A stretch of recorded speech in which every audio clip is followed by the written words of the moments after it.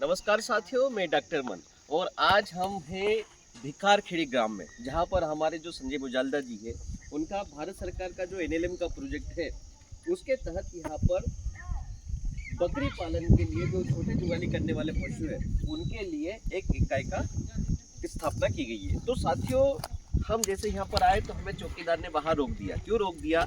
उसका देख बिना अनुमति प्रवेश वर्जित है और आप सीसीटीवी कैमरे की निगरानी में हो। इसलिए रोक दिया गया क्योंकि बायो सिक्योरिटी एक कंसेप्ट दिमाग में आया। बायो सिक्योरिटी नहीं होगी तो आपका फार्म कैसे अच्छे से चलेगा। तो जब तक हम किसी फार्म के सक्सेस की बात करें या हम बात करें कि हमें प्रोडक्शन कैसे अच्छे मिलेगा या हम इससे कितना अच्छा प्रॉफिट ले सकते हैं, ये काफ़ी कुछ हद तक बायो सिक्योरिटी पर डिपेंड करता है। क्योंकि बायो सिक्योरिटी के द्वारा हम क्या कर सकते हैं, हमारे फार्म में इन्फेक्शन को आने से रोक सकते हैं और फार्म के अंदर इन्फेक्शन को फैलने से रोक सकते हैं। ये दो चीज़ महत्वपूर्ण कर सकते हैं। आप फार्म में अंदर आने से कैसे रोक सकते हैं? तो फार्म में इन्फेक्शन की एंट्री कैसे होगी? दो तरीके हैं। या तो कोई व्यक्ति आएगा या दूसरा, जब हम शुरुआत में बकरियां लाते हैं तो जो गाड़ी आएगी उसके द्वारा इन्फेक्शन आ सकता है। और एक और तरीका हो सकता है कि आसपास में कोई पशु जो दूसरे होते हैं उनसे भी इन्फेक्शन अंदर जा सकता है। तो साथियों, जब हम बात करें कि अंदर एंट्री की बात करें, तो जब अंदर व्यक्ति एंट्री कर रहा है तो हमें प्रयास ये करना चाहिए उसको प्रॉपर क्लॉथिंग, जो हमारे डिजाइनेटेड क्लॉथ्स है, वो उसको अवेलेबल कराए और जूते भी जो यहाँ के अवेलेबल है वो उसे देना चाहिए।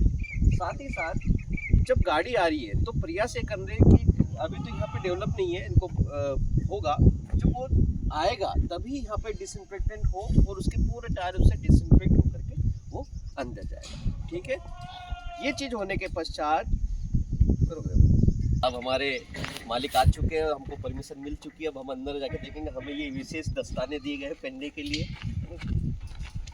तो बायो सिक्योरिटी की जो दोनों है, ट्रैफिक कंट्रोल, ये बहुत महत्वपूर्ण चीज़ है और हमने दोनों चीज़ देखी कि किस तरह से हमें किसी भी व्यक्ति का जो प्रवेश है उसको किस तरह से वर्जित करना, लिमिटेड एक्सेस देना हमारे फार्म पर। ठीक है, चलिए आइए। दूसरी चीज़ होती है आइसोलेशन। अब पशु हमारे पास आ चुका है और उसको हमें सबसे पहले क्वारंटाइन में रखना है ना। तो क्वारंटाइन में रखना, जब पशु हमारे पास आएगा तो लिमिटेड एक समय अंतराल रहेगा जिसमें हमारा पशु अलग रहेगा, जिसमें हमें उसकी निगरानी करनी है कि कोई वो बीमार तो नहीं है, ताकि वो हमारे हार्ट में बीमारी ट्रांसफर ना करे। ठीक है, रोक दीजिए। तो आपके फार्म के डिजाइन भी ऐसी होना चाहिए कि व्यक्ति ज़्यादा अंदर ना जाए। जिस तरह से यदि हमारे नए जो पशु आ रहे हैं उनकी जो गाड़ी आ रही है, उसके लिए हमने बाहर फार्म के बाहर ही हमने एक स्टैंड बना दिया है, प्लेटफॉर्म बना दिया है। यहाँ पे पशु उतरेंगे और ये जो इधर का जो क्षेत्र देख रहे हो आप, ये क्वारंटाइन क्षेत्र है। यहाँ से उतर के पशु उधर चले जाएंगे और वहाँ पे क्वारंटाइन हो जाएंगे। साथ साथ अब दूसरी चीज़ आती है बायो सिक्योरिटी में सैनिटेशन की। और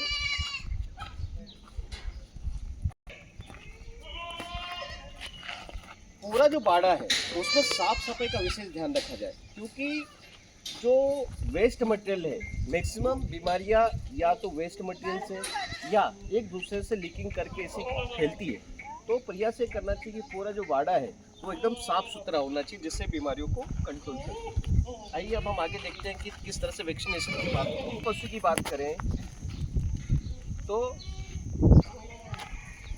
प्रॉपर, यदि आपका वैक्सीनेशन प्रॉपर है, जैसे जो बीमारियां हैं जो बकरियों में आमतौर पर फैलती है, इन्फेक्शस बीमारी होती है, कंटेजियस बीमारी होती है, आप प्रॉपर उसका वैक्सीनेशन कराते हैं तो उससे भी आपका जो हर्ड है वो डिसीज से फ्री रहेगा। साथ साथ आपको नुकसान भी कम से कम होगा। एक बात आती है सैनिटेशन की बात करें तो समय समय पर जो फीडिंग टॉप्स है, जो पानी के और जो खाने पीने के बर्तन है, उनको समय समय पर हमें सैनिटाइज करते रहना चाहिए। और जो बाउंड्री वॉल आप देख रहे हो, आप पूरी तरह से जो बाउंड्री वॉल है वो जंगली पशुओं से बचने के लिए इस तरह से उसको डिजाइन किया गया है। तो ये हमारा मेन ब्रीडिंग फॉर्म है, जिसमें सिरोही बकरियां और दो ब्रीड यहाँ पर मेंटेन की गई है। आप देखोगे यहाँ पर साफ सफाई देखिए, पूरी तरह से बहुत अच्छे मेंटेन है। और ये ब्रीडिंग मेल का जो मेल है, इसमें ब्रीडिंग मेल है। साथ साथ आप इधर देखोगे, इधर फीमेल है। ये जो छोटे बच्चे हैं उनको अलग सेपरेट करके रखा गया है। सारी जो माता है उनके अलग अलग पेट बना के रखेंगे। यदि इनमें कोई बीमार पशु होता है तो पूरा उस तरह से बाहर की तरह शिफ्ट किया जाता है और उसको निगरानी में रखा जाता है, आइसोलेशन में रखा जाता है। यदि बीमार पशु है तो उसको पूरा समय पे यहाँ पे हमें ऐसा छोड़ रखा है वो हर पशु की निगरानी करेगा। समय से यदि आपको बीमार पशु की जानकारी हो जाएगी तो उसका समय पे उपचार हो सकता है और उसको आपको इकोनॉमिक लॉस भी नहीं होगा और समय से उपचार होने की वजह से वो बच सकता है। तो ये इस तरह से बायोसिक्योरिटी की बात की है, किस तरह से ट्रैफिक कंट्रोल करेंगे, किस तरह से हम आइसोलेशन करेंगे, क्वारंटाइन करेंगे, पेस्ट कंट्रोल, पैरासाइट्स के लिए समय पर डिवर्जन करना और प्रॉपर वैक्सीनेशन करना। इस तरह से हम बायोसिक्योरिटी को अपना करके अधिक से अधिक लाभ ले सकें। और ज़्यादा जानकारी के लिए जो भारत सरकार की वेबसाइट है उस पर पूरा एक पूरी गाइडलाइन है कि किस तरह से बायोसिक्योरिटी क्या हो सकता है। Thank you.